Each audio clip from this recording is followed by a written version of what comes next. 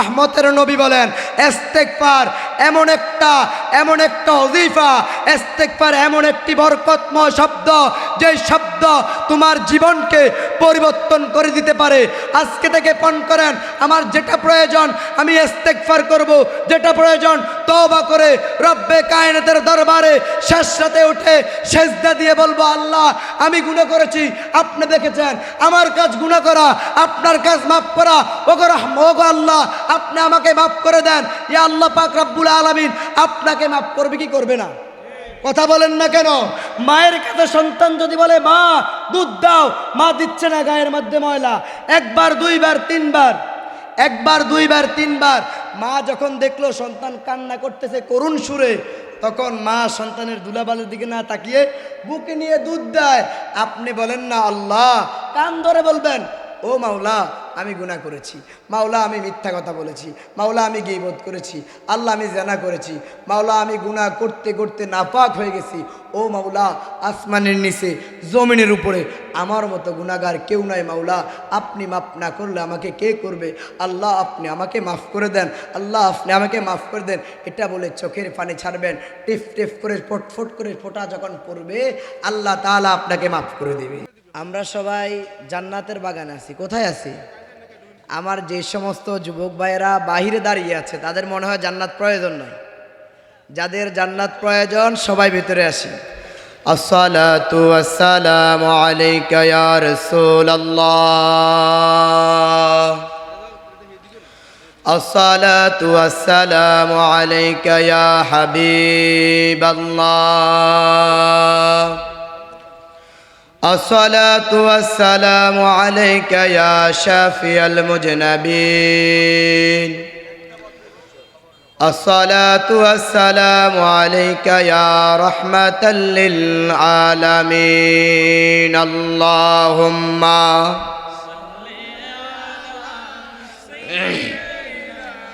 مولانا محمد وعلى آله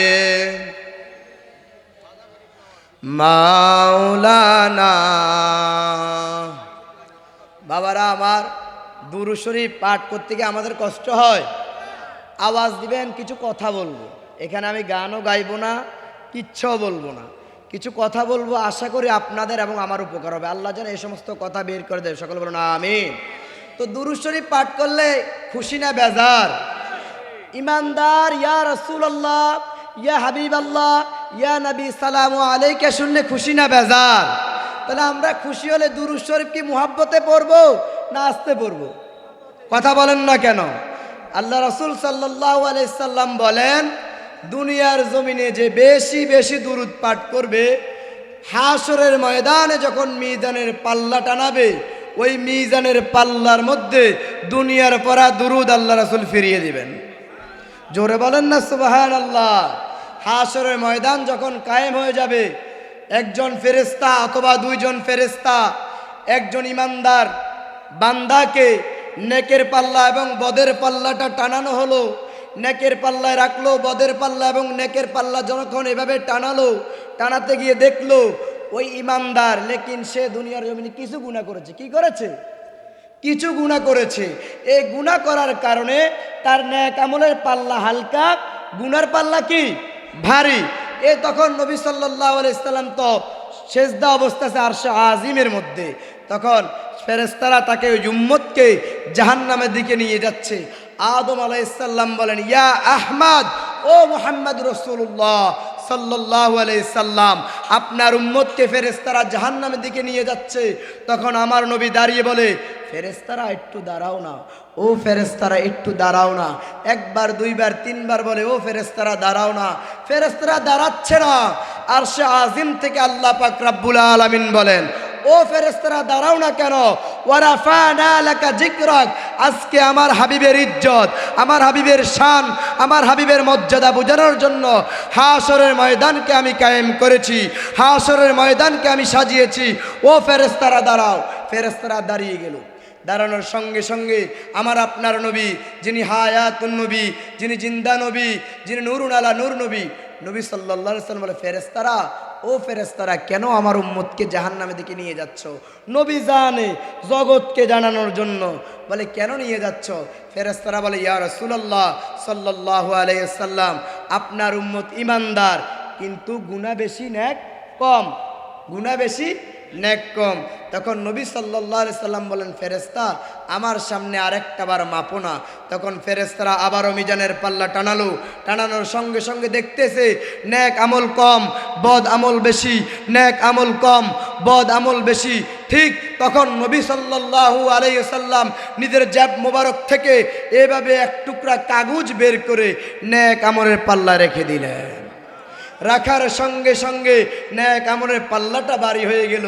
সাথে সাথে জান্নাতের দুইজন ফেরেশতা আসি ওই উম্মতকে জান্নাতের দিকে নিয়ে যাচ্ছে।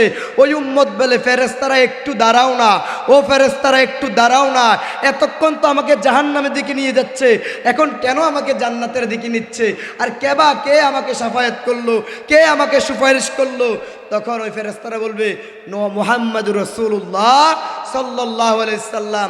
তখন ওই উম্মত বলে ইয়া রাসূলুল্লাহ আমি জগৎপুর ছিলাম, আমি বিটা পাতা ছিলাম, ইয়া রাসূলুল্লাহ আমি চক্রা ছিলাম, ইয়া রাসূলুল্লাহ আমি ঠিকমতো নামাজ পড়তে পারি নাই, ফাঁকে ফুঁকে নামাজ পড়ছি, ইয়া রাসূলুল্লাহ কেন আমাকে শাফায়াত করলেন, কেন আমাকে সুপারিশ করলেন?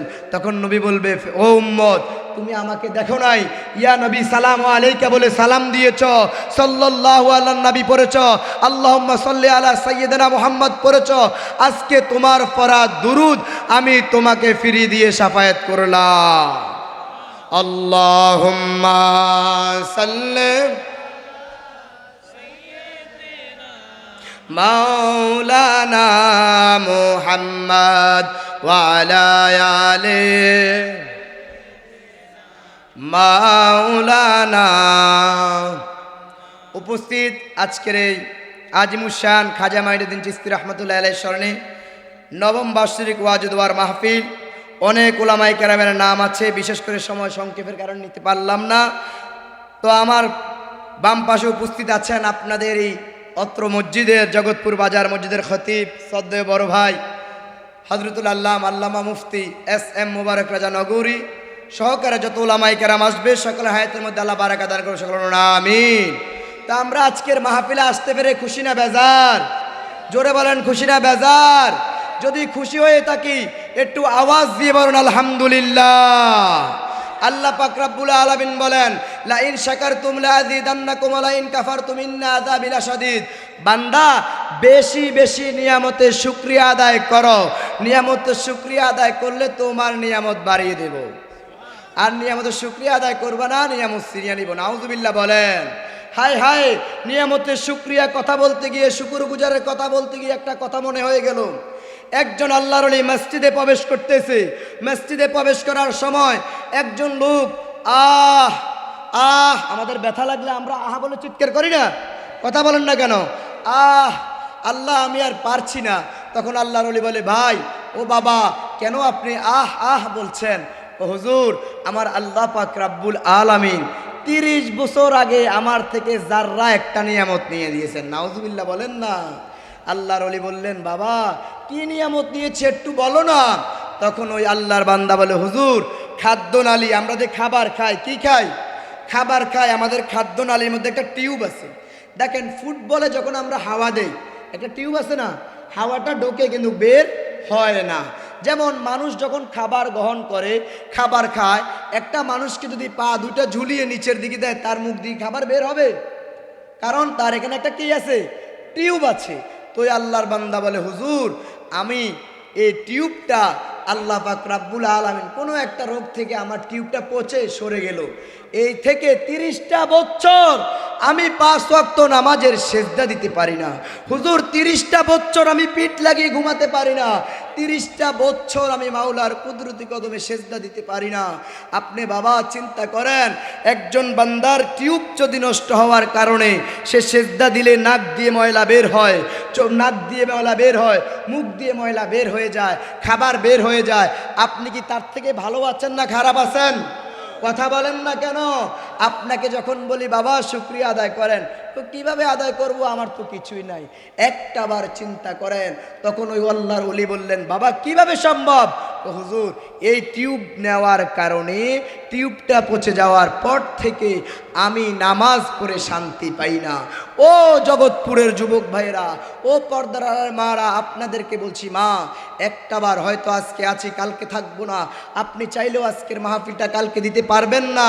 আপনাদের হাতে পায়ে ধরে আমি বলি, একটাবার চিন্তা করেন যে আল্লাহ পাক রব্বুল আলামিন আপনাকে মায়ের গর্ভ থেকে দুনিয়াতে পাঠিয়েছেন, আবার দুনিয়াতে এই পর্যন্ত রেখে আবার দুনিয়া থেকে কবর নিয়ে যাবে, কবরের পরে আপনাকে হাশরের ময়দানে উঠাবে। আপনি একটাবার চিন্তা করেন আপনার আমার কি হবে? একটা লোক জান্নাতের দিকে চলে যাচ্ছে, আল্লাহ যদি বলে দাঁড়াও, আপনার আমার কি অবস্থা হবে? মনে করেন আল্লাহ বলে ইমাম বা মাওলানা মুবারক জান্নাতে চলে যাও, পরে এই দাঁড়াও। আপনি চিন্তা করেন যদি এই দাঁড়াও বলে, আপনার আমার কি গতি আছে? কথা বলেন না কেন? তাহলে আপনি চিন্তা করতে হবে, যেই মাওলা আমাকে সব কিছু রিজিক দিচ্ছে, যে মাওলা সব কিছুর বন্টন করে দিচ্ছে, ওই মাওলার কুদরতি কদমে সেজদা করার দরকার আছে না নাই? কথা বলেন না কেন? এই যে শীতের মৌসুমে কত মুরব্বী তাহাজ্জুদের নামাজ পড়ে, শীতে উঠতে অনেক কষ্ট হয়, আছে না নাই? কথা বলেন না কেন? আয় হায় হায়, শীতের সময় তাহাজ্জুদ যারা পড়ে, কি পড়ে? তাহাজ্জুদের নামাজ যারা পড়ে, তাদের কি বলতাম, যারা তাহাজ্জুদ আদায় করে, আল্লাহ পাক রব্বুল আলামিন যেন শেষ সাথে বলে, বান্দা ওঠো, বান্দা ওঠো, তাহাজ্জুদ পড়ো। অতিও গভীর হয় রজনী যখন, নীরবে প্রভুর নাম জপিও তখন, প্রভুর করুণা যদি পাইবার চাও, গভীর রাতে উঠে প্রভুর গুণগান গাও। আমরা গাই না, আমরা গীবত নিয়ে ব্যস্ত, উলামায়ে কেরামের গীবত, বিভিন্ন মাশায়েখের কেরামের গীবত নিয়ে আমরা আছি। দোকানে বসলে বিভিন্ন দল নিয়ে কথা বলি, অথচ আপনি একটাবার চিন্তা করেন, আপনি একটা দলের গীবত, একটা আলেমের গীবত করেছেন, আপনার সময়টা কিন্তু চলে গেছে। কথা বলেন না কেন? চলে গেছে না, এটা থাকবে। কথা বলেন না কেন? তাহলে বাবা, শীতে যারা তাহাজ্জুদের নামাজ আদায় করে, আল্লাহ বলে বান্দা, ও বান্দা শেষ সাথে ওঠো। কি প্রয়োজন? কি প্রয়োজন? কি প্রয়োজন? শেষ সাথে ওঠো, একটু ঠান্ডা পানি দিয়ে ওযু করো। কি করো? একটু ঠান্ডা পানি দিয়ে ওযু করে রব্বে কায়নাতের দরবারে দাঁড়িয়ে কথা বলো, আলহামদুলিল্লাহি রব্বিল। আপনি তেলাওয়াত করেন, তেলাওয়াত করেন। আপনি যখন নামাজের সিজদা, আপনি যখন নামাজে দাঁড়িয়ে যাবেন, তাহাজ্জুদের নামাজ কিসের নামাজ? কথা বলেন। যখন তাহাজ্জুদের নামাজে দাঁড়িয়ে যাবেন, তখন রব আপনার সামনে। আপনি চিন্তা করতে হয়, হয়তো রব আমার সামনে, নয়তো আমি রবের সামনে। কথা বলেন না? আপনার টাকা পয়সার প্রয়োজন হইলে চেয়ারম্যান, মেম্বার, ধনাঢ্য লোকের কাছে যান। আল্লাহ বলে আল্লাহু গনিয়্যুন ওয়া আনতুমুল ফুকারা, আমি ধনী, সবাই কি ফকির। বান্দা কি প্রয়োজন? শেষ সাথে আসো, আল্লাহ ও মাওলা আমাকে আপনি গুনাহ মাফ করে দেন। আল্লাহ আমি গুনাহ করেছি, রহমান রহিম গাফফার নামের উসিলা মাফ করে দেন। আল্লাহ বলে বান্দা, ও বান্দা যখন খালেস ভাবে তুবু ইলাল্লাহ তাওবাতান নাসুহা, যখন খালেস ভাবে তওবা করবা, আমি আল্লাহ আগের পিছের গুনাহ মাফ করে দেব। আশরাফু উম্মতি হামালাতুল কুরআন ও আসহাবুল লাইল। নবী বলে শ্রেষ্ঠ উম্মত ওই ব্যক্তি, আশরাফু উম্মতি হামালাতুল কুরআন ও আসহাবুল লাইল, যার সিনার মধ্যে কোরআন আছে, ও আসহাবুল লাইল, যে ব্যক্তি শেষ রাতে তাহাজ্জুদের নামাজ পড়ে। জোরে বলেন না, আলাইকুম বিকিয়ামুল লাইল। নবী বলে শেষ রাতে তোমরা তাহাজ্জুদের নামাজ পড়ো। জোরে বলেন সুবহানাল্লাহ। এবার তাহাজ্জুদ কিভাবে পড়বেন? তাহাজ্জুদ অনেকে শীতকালে শেষ রাতে উঠতে পারেন না, আছে না? ইসলামটা কত সহজ।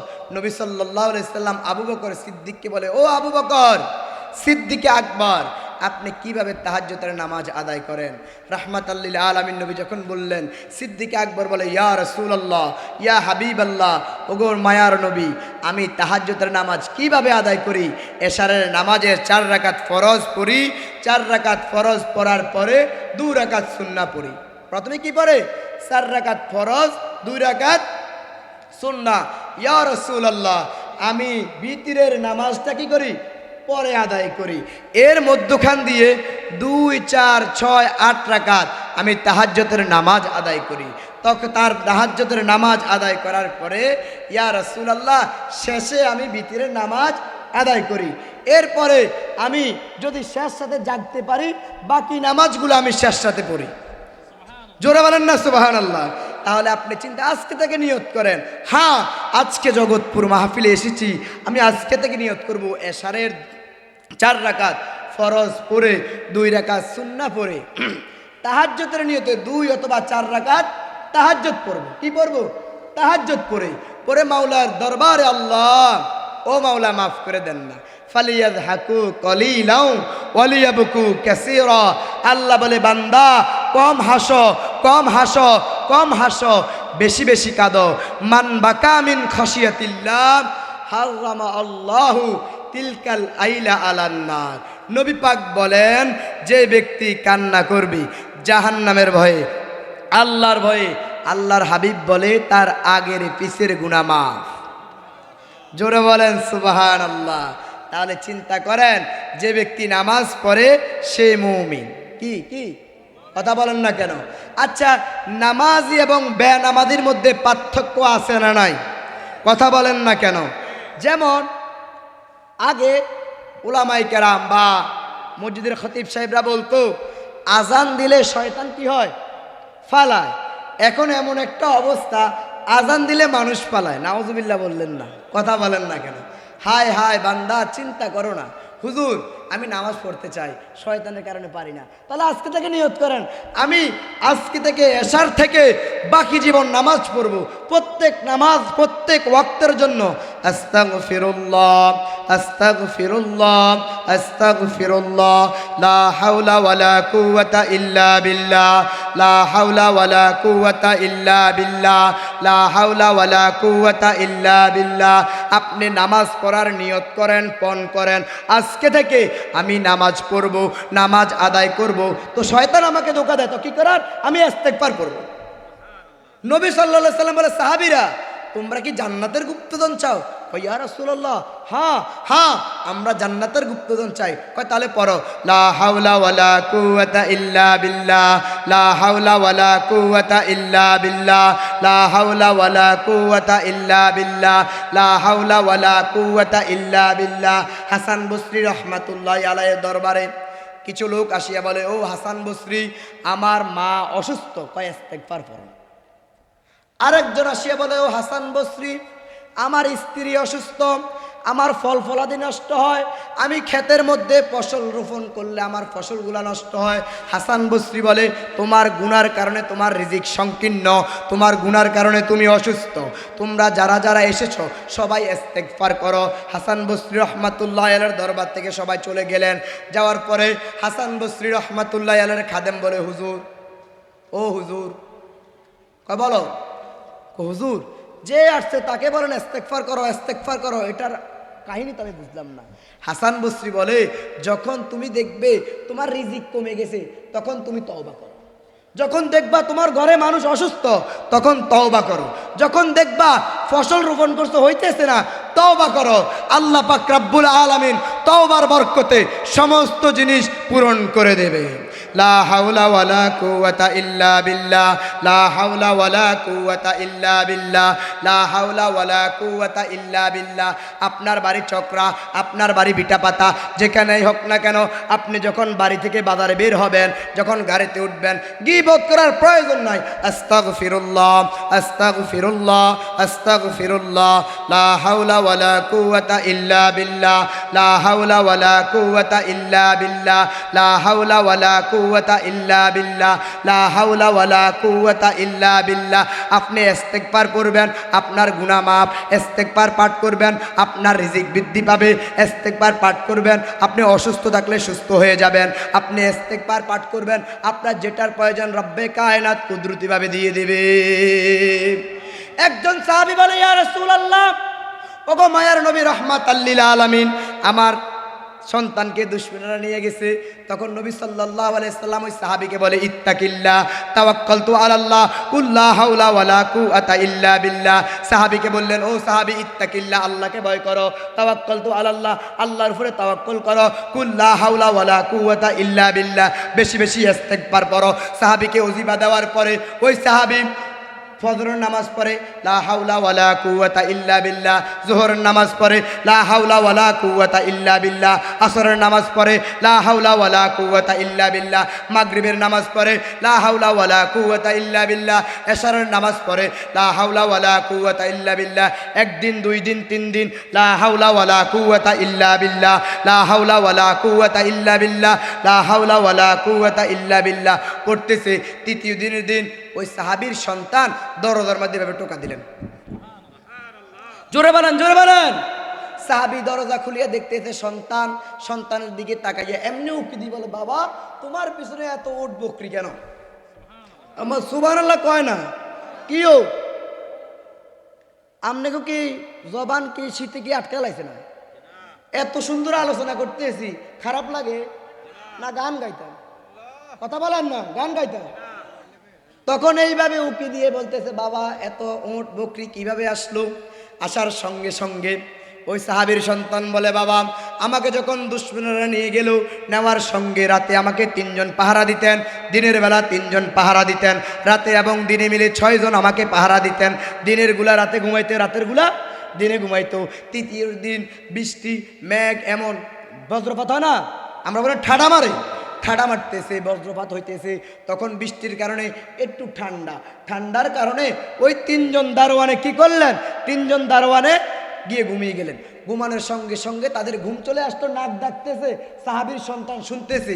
বাবা যখন দেখলাম তারা ঘুমাইতেছে, এই মুহূর্তে আমি দৌড়ালাম, দৌড়ানোর সঙ্গে সঙ্গে দেখি পিছন থেকে উট বকরিগুলা চলে আসলো। জোরে বলেন। এই আজান শেষ, বন্ধ করে চালাইতাম, আজান সব বন্ধ করে সুবহানাল্লাহ বলেন। তখন নবী পাক সাল্লাল্লাহু আলাইহি সাল্লামের দরবারে বলে, ইয়া রাসূলুল্লাহ, ও সাল্লাল্লাহু আলাইহি সাল্লাম, ওগো মায়ের নবী, আমি ইস্তেগফার পড়ার কারণে আমার সন্তান এবং দুশমনের উট বকরি চলে আসলো। রহমতের নবী বলেন, ইস্তেগফার এমন একটা ওজিফা, ইস্তেগফার এমন একটি বরকতময় শব্দ, যে শব্দ তোমার জীবনকে পরিবর্তন করে দিতে পারে। আজকে থেকে পণ করেন, আমার যেটা প্রয়োজন আমি ইস্তেগফার করব, যেটা প্রয়োজন তওবা করে রব্বে কায়নাতের দরবারে শেষ রাতে উঠে সেজদা দিয়ে বলবো, আল্লাহ আমি গুনাহ করেছি, আপনি দেখেছেন, আমার কাজ গুনাহ করা, আপনার কাজ মাফ করা। ওগো আল্লাহ আপনি আমাকে মাফ করে দেন। ইয়া আল্লাহ পাক রব্বুল আলামিন আপনাকে মাফ করবে কি করবে না? কথা বলেন না কেন? মায়ের কাছে সন্তান যদি বলে, মা দুধ দাও, মা দিচ্ছে না, গায়ের মধ্যে ময়লা, একবার দুইবার তিনবার, মা যখন দেখলো সন্তান কান্না করতেছে করুণ সুরে, তখন মা সন্তানের দুলাবালের দিকে না তাকিয়ে বুকে নিয়ে দুধ দেয়। আপনি বলেন না, আল্লাহ কান ধরে বলবেন, ও মাওলা আমি গুনাহ করেছি, মাওলা আমি মিথ্যা কথা বলেছি, মাওলা আমি গীবত করেছি, আল্লাহ আমি জিনা করেছি, মাওলা আমি গুনাহ করতে করতে নাপাক হয়ে গেছি।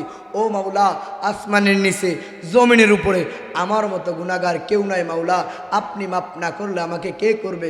আল্লাহ আপনি আমাকে মাফ করে দেন, আল্লাহ আপনি আমাকে মাফ করে দেন। এটা বলে চোখের পানি ছাড়বেন, টিপ টিপ করে ফটফট করে ফোঁটা যখন পড়বে, আল্লাহ তাআলা আপনাকে মাফ করে দেবে। আল্লাহ বলে, 2টা পানি আমার কাছে প্রিয়। 1 নাম্বার পানি, যুদ্ধের ময়দানে যে সমস্ত শহীদরা যুদ্ধ করতে গিয়ে বুক থেকে টপ টপ করে রক্ত পড়ে, ওই রক্ত, এবং শেষ সাথে যে বান্দা বলে, আল্লাহ আমি গুনাহগার, ওই চোখের পানি। সুবহানাল্লাহ বলে। আজান দেন, আজান হবে তো বলে ছেড়ে দিন, আজান দিয়ে দাও, দেন।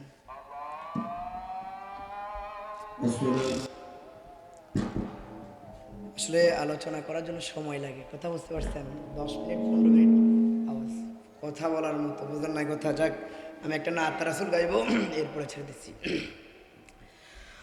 আখেরাতে কি দেখাবো, নাই কোন পুঁজি গো মাওলা, আখেরাতে কি দেখাবো, নাই কোন পুঁজি। একটা পুঁজি আছে আমার, সে তো নবীজি, আমার দয়াল নবীজি, আমার মায়ার নবীজি, আমায় একটু দিদার দিতে হয়ে যাও রাজি গো নবী আমায় একটু দিদার দিতে হয়ে যাও রাজি আখেরাতে কি দেখাবো নাই কোনো পুঁজি আখেরাতে কি দেখাবো নাই কোনো পুঁজি একটা পুঁজি আছে আমার সে তো নবীজি আমার দয়াল নবীজি আমার মায়ার নবীজি আমায় একটু দিদার দিতে হয়ে যাও রাজি গো নবী আমায় একটু দিদার দিতে হয়ে যাও রাজি কে যাও তুমি ওই মদিনায় নৌকার মাঝি কে যাও তুমি ওই মদিনায় নৌকার মাঝি যার কাছে যাইবা আমি তাকে খুঁজি আমার দয়াল নবীজি আমার মায়ার নবীজি আমায় একটু দিদার দিতে হয়ে যাও রাজি গো নবী আমায় একটু দিদার দিতে হয়ে যাও রাজি আল্লাহ আমাদেরকে সকলকে যে আমল বয়ান করেছে আমল করার তৌফিক দান করুন আমিন ওয়া আখিরু দাওয়ানা আলহামদুলিল্লাহি রাব্বিল আলামিন আসসালামু আলাইকুম ওয়া রাহমাতুল্লাহ।